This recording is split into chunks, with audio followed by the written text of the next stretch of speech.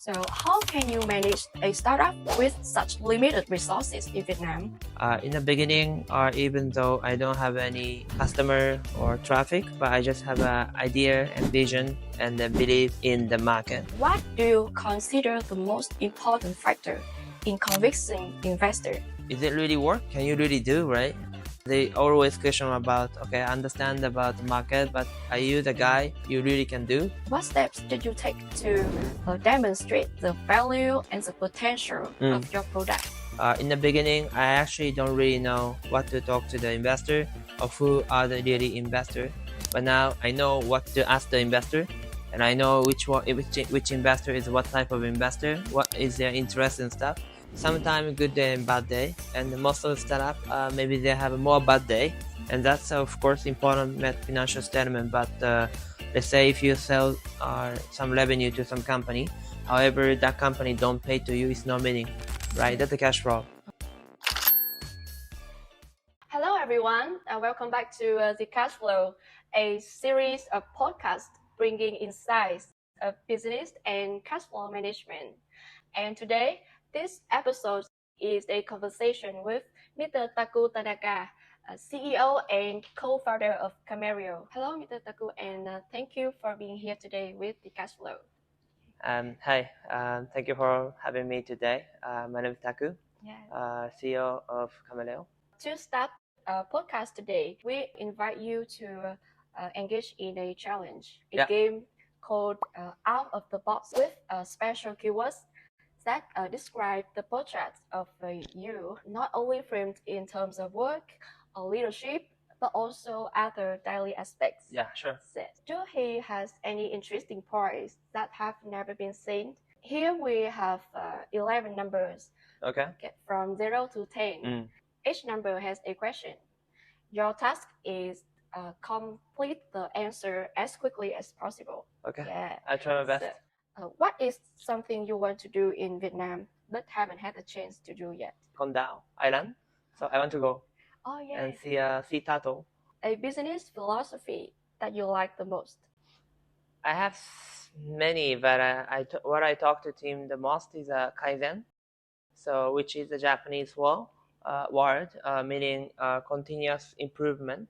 So let's say like tomorrow is better than today. Who are your favorite business figures? Actually, I do not really have. I mean, I learn many things from many people, but I don't have one. 3 hobbies that you spend the most time on? 3 hobbies. Yeah, 3. 3 Oh, hobbies. okay. One, I think I exercise. Like I like football. I like playing football. The second, maybe I just watch movie. And the third, I travel often. Maybe every month I travel somewhere. What are your top Vietnamese food?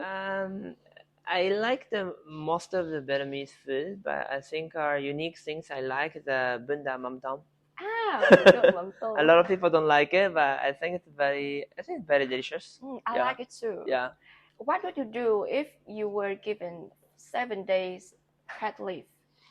7 days. I'm not sure if it's enough to travel far, but I travel somewhere not too far, but not near. Maybe I never been to Australia, so maybe I go to Australia for 1 week. What does number 10 mean to you? Number 10, I don't know. That sounds a good number. I play football, so like a number 10 in the football is like a captain, like most technique players or something like that. So 10 is a good number, I believe. Yeah. Yes, and this number refers to something perfect, right? Yeah, something like that. Yeah. Like when we were at school, Mark 10 is right. a dream result. So that is the main topic for today's podcast. A journey from 0 to zeros. Up to now, Mr. Taku has lived and worked in Vietnam for 10 years, right? Yep. Yes. A 10-year journey from nothing, no capital to start a startup, until successfully raising up to billions to launch Kamereo. Yes. So looking back, 10 years have passed in the blink of an eye. And looking back, what is the most memory that stands out for you from your first visit in Vietnam? Yes, I think the first time I visit Vietnam is 2014. So that time I still work in Japan. I used to work in investment banking, and then but I wanted to work in some developing country because since I was born in 1989, Japan haven't been grow at all in terms of GDP, right? And then I had a chance to talk to the Pizza for Peace owner. So I came to Vietnam, and then I was surprised. The Vietnam is noisy. Japan is so calm, right? So Vietnam is noisy, and people is talking, yelling, or it's more vibrant, right? So I feel people in Vietnam, they are more optimistic and positive. They feel tomorrow is better than today. So during my 20s, basically, I want to work in somewhere more vibrant, right? So that's why I got interested in Vietnamese market at that time. Yeah. Vietnamese as a energetic Yeah. market, right? Yeah. Yes. So I think our audience will be curious about your company's name. Mm. As I understand it, you choose the name Kamereo for your firstborn brand, Yeah. derived from the word chameleon, right? Kamereo. Yeah. Yes. Yeah. Does this carry a deeper message or significance? Yeah, so firstly, I just see chameleon as an animal is cute, and I want to make some logo of company unique because we do B2B business. A lot of people might not know about our company, so I want to make logo something unique and cute so that people might remember. And also the chameleon as an animal, as you know, he or she can change the color of skin based on the situation. So I want to be the company to be basically more flexible based on what customer needs, what environment change or something. So that is basically the philosophy I put on the name of Kamereo as a company. Mhm. Yeah. So you see yourself as a chameleon, constantly adjusting and adapting, turning pressures into motivations to push Yeah, yourself harder. yeah, I think to be better version of me, I need to keep learning and I need to keep changing. Yeah, so sometimes the situation change. So I need to change the way of thinking, a way of acting. So yeah, I think we're like chameleon, I guess. Yeah. Good. Can you share a personal story Mm. of how you stayed motivated and optimistic during difficult times when you lived in Vietnam? So I think we had a couple of difficult time, like including COVID period, right? Lockdown, and it's very difficult to be optimistic.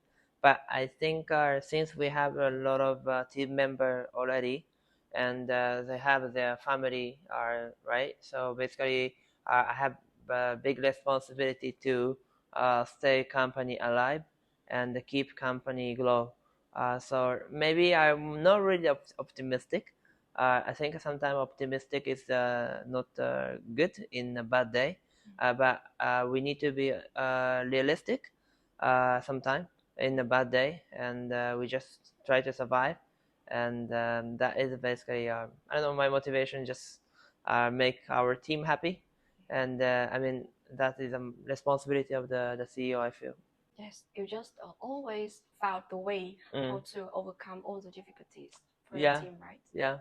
Now, let's move into the second part of today's podcast, Okay. talking about your previous fundraising process. Mm. Mhm. Firstly, the beginning, an important milestone in your company's fundraising journey. I think is certainly the beginning, right? Mm. So, how can you manage to start a startup with such limited resources in Vietnam? For example, a tight financial budget, Mm. or the lack of understanding about Vietnamese culture and Mm. Vietnamese people. Mm. How did you? So before I started Kamereo, I used to work in Pizza for Peace. I helped them to raise the capital from the investor too. So I kind of understand about how it works in Vietnam. But of course, no, the journey of starting the company by myself is very different. In the beginning, or even though I don't have any customer or traffic, but I just have an idea and vision and then believe in the market. And but I think maybe I was lucky enough. I found some of the seed investor who believe in myself, right? Those what they talk to me when in the first investor, what they talk to me in the beginning when they decided to invest is actually they say my business idea and business model itself might change in the future, but yourself won't change, or yourself will be keep growing. So basically, most of the early stage investor are from angel to the seed investor. I think they just believe in me, and they just believe are invest in myself, not yet into actually the company business model. Yeah. Yes, okay. The idea is an important factor in the beginning. You have to have this. So, in the fundraising process, what do you consider the most important factor in convincing investor? Yeah, so I think of course the business. I mean, the business has to be interesting, or it has to be making a lot of money in the future. Not now, but in the future. To be so, we need to have big market, right? We need to have big market, right? And in the market, not so many big competitor, big player, and that is important. And also depends on the cities. You need to show, is it really work? Can you really do, right? They always question about, okay, I understand about the market, but are you the guy you really can do?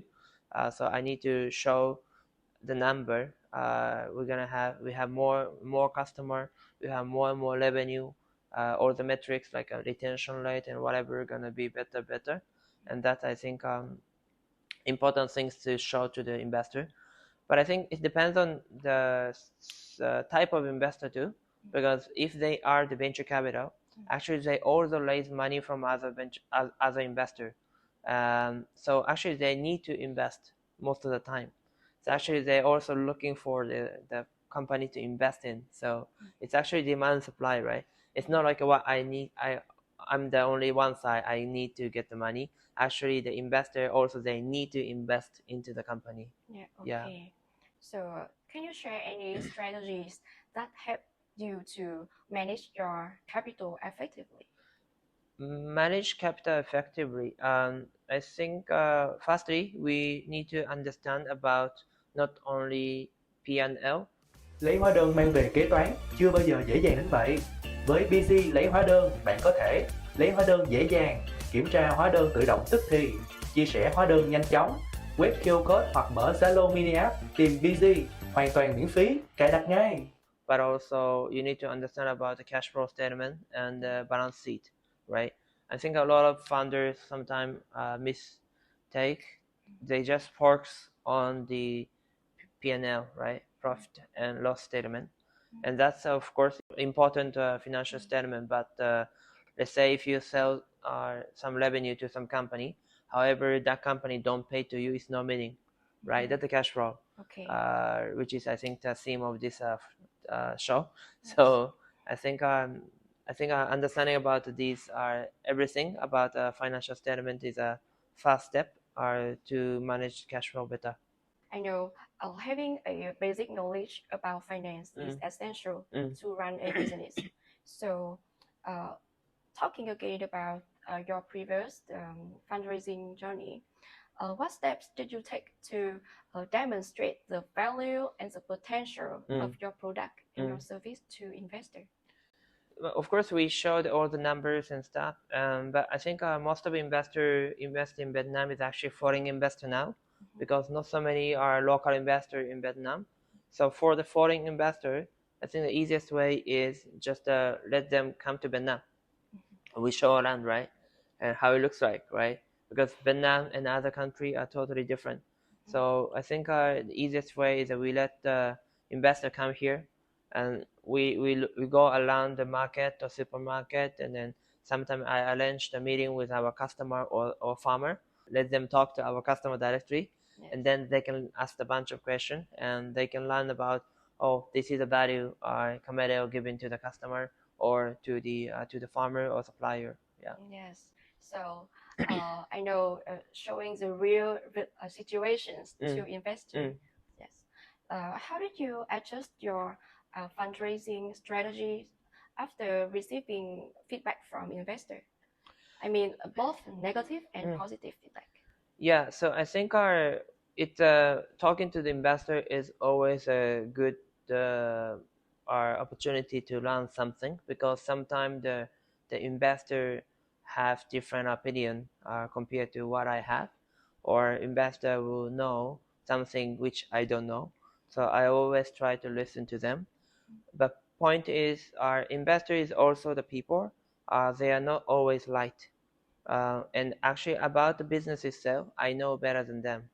So in the beginning, what I try to do is I need to tell what my business, because they don't know my business, right? So my job when I talk to the investors, basically I need to tell my business well. And I think positive negative feedback is their opinion.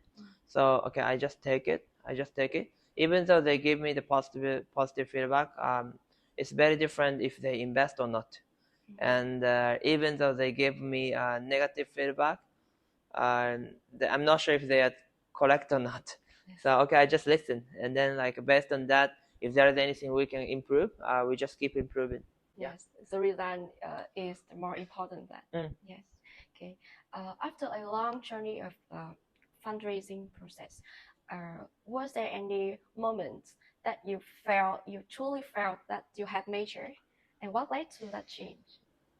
So I think since the beginning, I raised a few times, and every time I feel I'm more mature in terms of understanding about the financing, especially fundraise, right?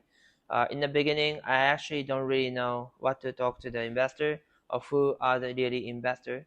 But now I know ask what to ask the investor, and I know which investor is what type of investor, what is their interest and stuff. And also I'm more I can understand more about the contract, because when I raise the money, we need to make a contract such as SSA or SHA. Those things, I think, to the first time investor who raise first time, it's very difficult to understand all the term, which is a very legal term, right? But now I got used to, and I understand more, and I can talk about it more. So I think every time I raise, I become the better version of me, understanding about the financing, and then that's gonna be the in the future too. I will keep learning, and I will be a better version of me in the future too. Yeah. Okay, so looking back the previous fundraising experiences, what have you learned about trust and self-confidence? I think trust is based on what I can deliver after I got the money from investor. Sometimes good day and bad day, and most of the startup maybe they have a more bad day. But I think important is how we can overcome the bad day, and we don't hide some bad news, right? I always be transparent to the investor. Like a monthly, I have a good thing and bad thing, but important things I just share what happened and what to do next, right? So I don't hide anything to investor. I share everything to the investor. The transparency is the one thing, and also even though transparency, the business doesn't grow no meaning. So we need to keep going, and that is basically our two things. We constantly gain the trust from investor, and to the team. I think I share most of the information to the team. Sometimes I share how much cash I have in the bank or something sometime, and also fundraise I also share to the team, so that the team is aware of our situation, and sometimes they get motivated by getting more investment, and we can do many more things in the future. So yeah. Okay, So thank you for your insights about fundraising process. So let's move to the final part on today's podcast, talking about the future. Yep. Yes. With your extensive experience in finance, so can you share about this? Yeah, I think for the future, we are still gonna lay some more capital, I believe, but I think it's important to mix not only the equity capital but also the debt capital, because equity always I need to reduce my share in the company. So for sure for the growth capital in the future, I might raise some more equity. However, together with equity, I want to do debt, which is borrowing the money, right? Borrowing money either from institution or from the bank. But again, it's not easy to do in Vietnam. But I think with the more stable business metric and business growing, I think at some point I can also do the finance as well. So together with equity and debt, basically I can balance the financing better, and that help us to grow faster in the future. Okay. Based on those predictions, how have you prepared your fundraising or cash management strategies for Kamereo in the future? So I think in the future when I need money, I talk to investor. It's too late. So what I do is I keep talking to the investor, so that when I need, I can talk to them. They already know me, and I already know them, right? So I think I have all the list of investors and the bank which I'm in contact, and sometimes I just catch up with them, just a business update, and we also understand about them too. And then when I need, okay, I talk to them more detail about the financing or business. So I think I just keep talking. Yeah, keep talking to everyone. Yeah. Okay. Final question. Yeah. Based on your previous fundraising experiences, what advice that you would give to new founders who just start their fundraising process? Yes, I think it depends on what sleeve of investment, but I think they should talk to as many as investors. Maybe some investor like you or some investor don't like you, but it's okay. It depends on people. But I think as you talk to more investors, get more feedback, your pitch or your deck is gonna be more better, and you can have a more confidence through the discussion with investor. And of course, no, but you need to keep growing the company. So you need to also build the business better, or the business metrics better. Yeah, so I think talk to the as many as investors, and also just focus on growing the business. And then if you do both, I think you get some investor. Yeah, if you do well. Yeah. Okay. Thank you for your answer. To shorten today's conversation, the key factor to convince investors is you have to dive into a potential market, and you have a interesting business. And to new founders, to newbies, getting feedbacks from investor, both negative and positive feedbacks, is the key to get success. Thank you, Mr. Taku, for joining us today, and hoping you get more success in the coming fundraising process. Yeah, thank you for having me today. I enjoyed the conversation a lot, and hope the talk today can give in the information for the future founders. Yeah, thank you. And to all of our audience, if you're listening to our podcast, if you're interested in any topics, please leave comments below, and click the subscribe button to not miss our coming topic. Thank you, and see you on the next one.